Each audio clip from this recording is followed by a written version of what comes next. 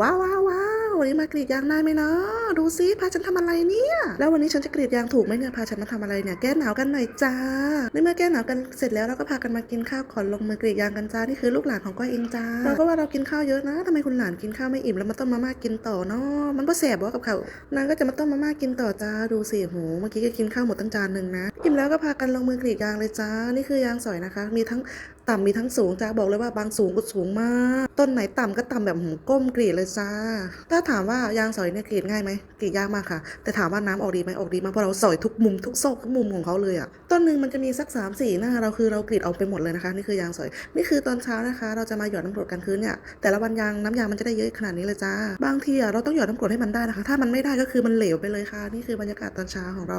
หยอดน้ำกรดเสร็จเราก็พากันนั่งพักต่อสักพักแล้วเขาก็ไปหยอดต่อจ้าเราหยอดเสร็จแล้วเราก็พากันมาแกะยางนะคะวันนี้คือวันแกะยางแล้วก็มีพี่น้องมีพี่มีพี่ชายอะไรมาช่วยแกะยางจ้าไม่อยากจะบอกเลยว่ายุงเยอะมากส่วนยางเป็นยุงที่เยอะมาก